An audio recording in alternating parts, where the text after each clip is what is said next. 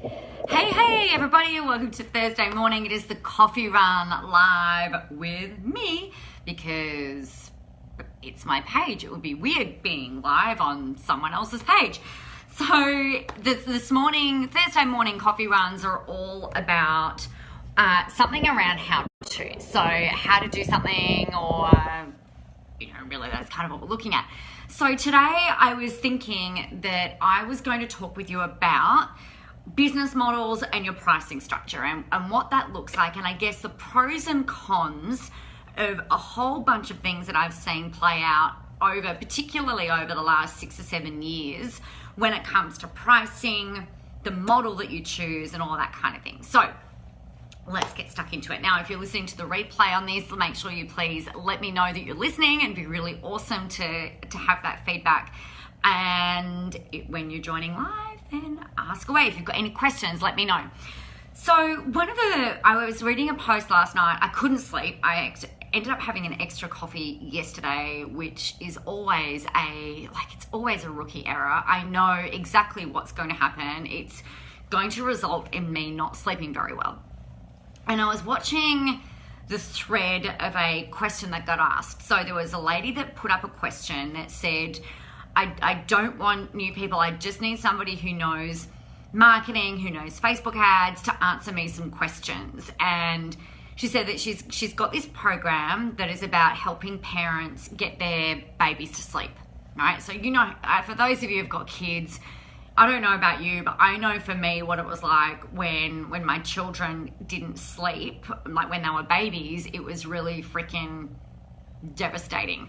It was frustrating. It was hard. It caused more stress, which we know what happens then is that then stresses out the baby and yada yada. So she's built out this program that is designed to help teach parents how to teach their children to sleep. So that type of thing. $297.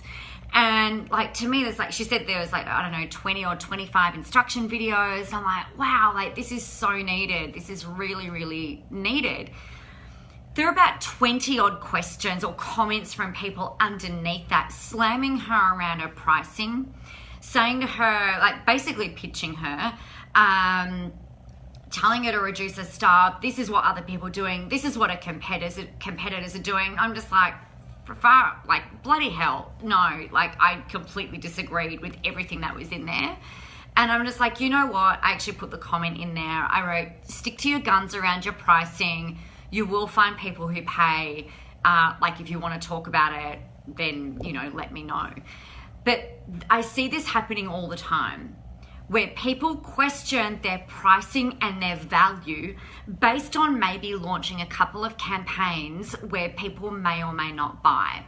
So the big thing that I wanted to address today, good morning, Nicole, was around your pricing, all right? And the way that you structure what it is that you structure and essentially what it is that you're delivering. So before I get into the pricing model, there are two main kind of pricing business type models, I guess, that I'm going to talk about today. They are online delivery. You might have some coaching in there. You might do some one-on-one stuff. It's up to you how you tweak this. But essentially, one way of ascending people through your business model is where you might you start with giving people something for free. Then you ask them to spend $7. Then you might ask them to spend $19 or $30 or $50. It's not much money. And then you get them up into the next pricing bracket, and then into the next pricing bracket, and then into the next pricing bracket, and then up and up and up from there. That's called an ascension model. So we're taking people from a low level commitment and kind of ascending them in terms of price, and therefore also in terms of delivery, right? We're kind of ascending them up the ladder. Now, some people will go up and buy that next thing. Some people won't. It is what it is. Now, you can do this in a very ClickFunnels-y way, which I fucking hate. The ClickFunnels way is where you offer something for free, and then you upsell them on the thank you page, and then you upsell them on the thank you page of that, and then you upsell them on the thank you page of that, and then you upsell, for God's sake, it's just freaking ridiculous. it's a process that works. So it's ClickFunnels is the system, essentially the automated system that you can plug your own videos in and plug your own upsells in. It's a very digital marketer for those of you who are aware of anything in the internet marketing industry. Digital marketer have been a really big advocate for that type of model. Frank Kern's another one for who does that sometimes. To me, I don't like it because you've got to spend a lot of money driving a huge amount of volume in that bottom end in order for people to be able to upgrade and keep going through. And you're kind of reliant on the upgrade sales in order for you to make money. So if you're a startup business and you or like new to an industry or launching a new product or a new program, you've got to spend about 10 grand on traffic at this end just to break even with the way that the upsells and things are structured. So that's that, right? So that's an ascension model. The other way of doing it is going straight to what's called high ticket or high paid advisor or premium pricing model. So this is where we go from something for free and we essentially enroll people or sell people or help them to see that they want to buy a mid-range kind of level program. And that might be anywhere from $1,000 to 10 grand, right? So we go from 0 up to here. So we've got the multi-step ascension model here, and then this one just goes from here to here. Good morning, Joe. Neither one is right or wrong, right? It's just a matter of you deciding what it is that you want to do. This one requires a hell of a lot of work. This one still requires a lot of work, but there are less steps that you need to manage and work through and things like that. Now, the interesting thing that happens is that when you go in the high paid advisor or the big ticket, like the premium pricing model, what happens is you go from 0 to say 5 grand. Let's use a 5 grand price point just for shits and giggles.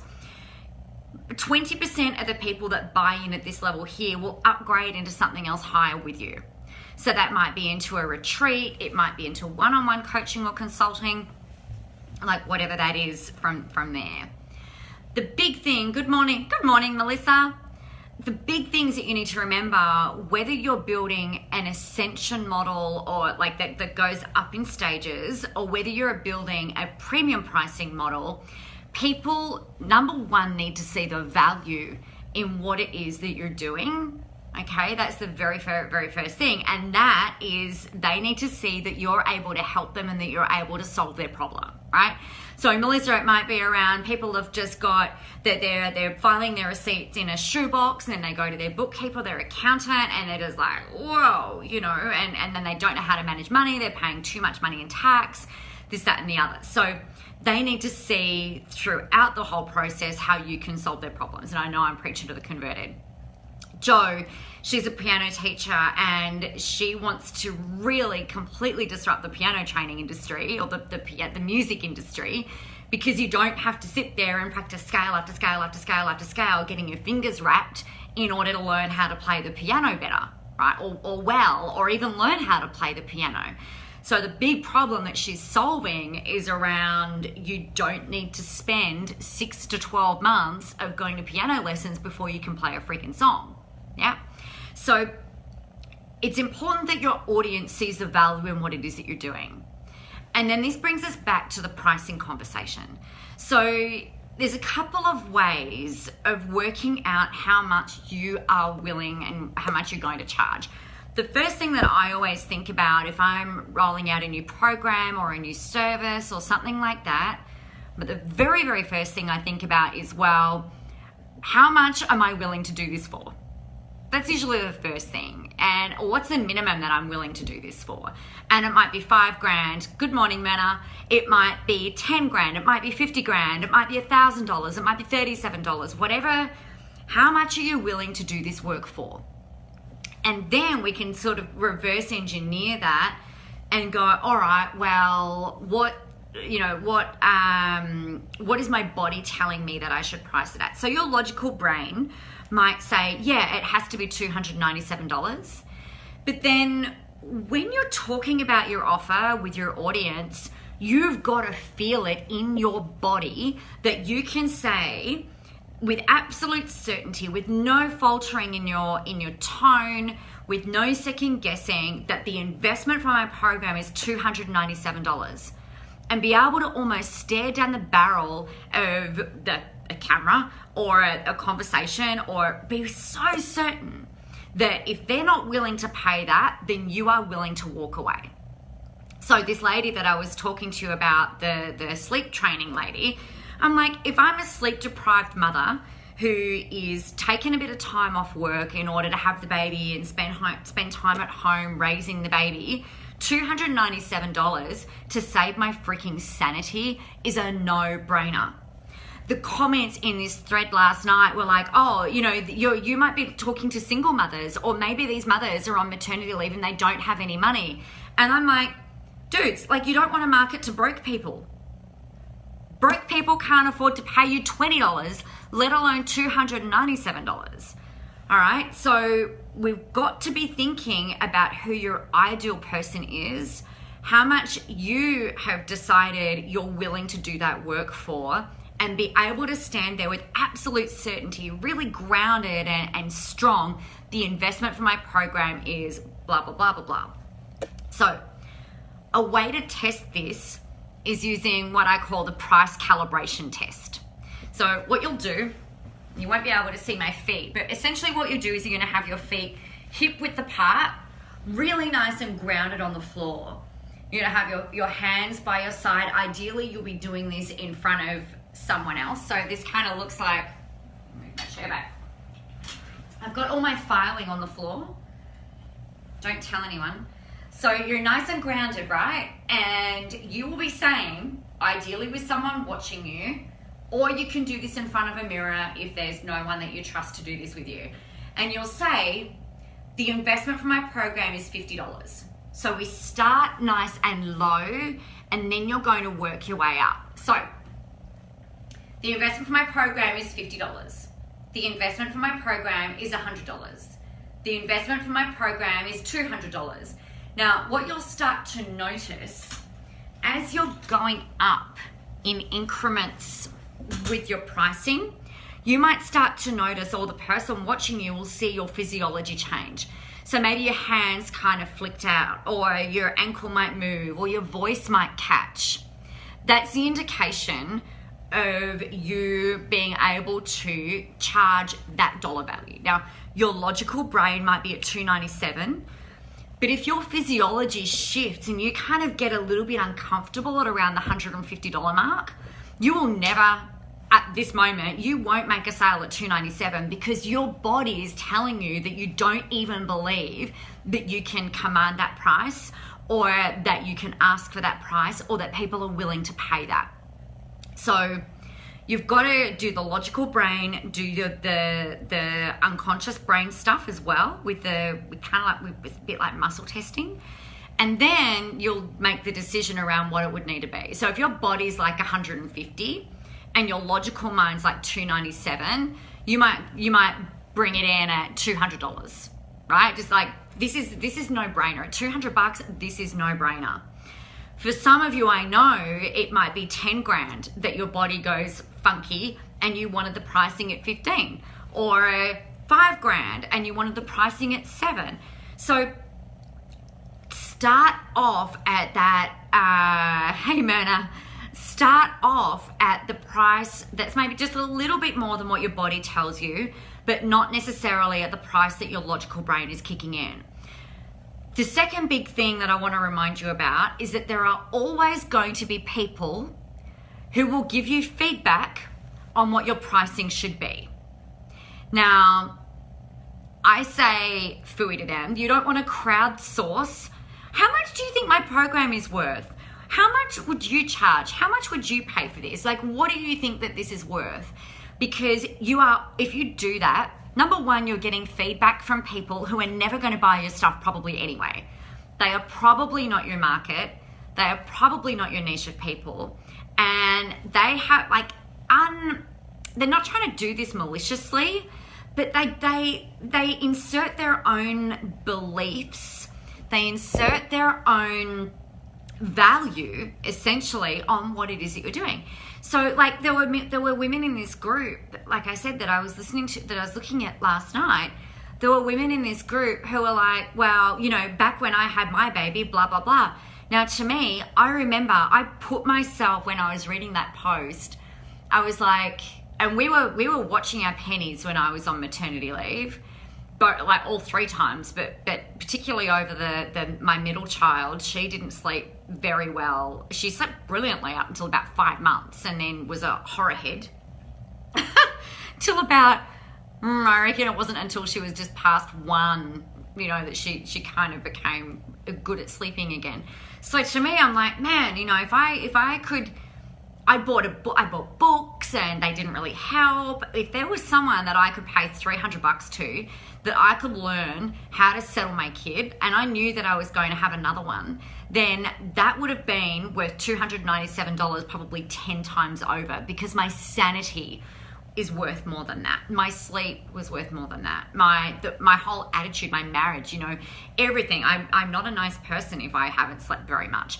So to me, that's like no-brainer. So we don't want to talk to the people who aren't going to buy. We don't want to talk to the people who haven't experienced the problems that you're looking to solve. We can't crowdsource this stuff, guys, because you're getting unhelpful feedback and unhelpful opinions. So make the decision around what you're willing to do the work for, in terms of money.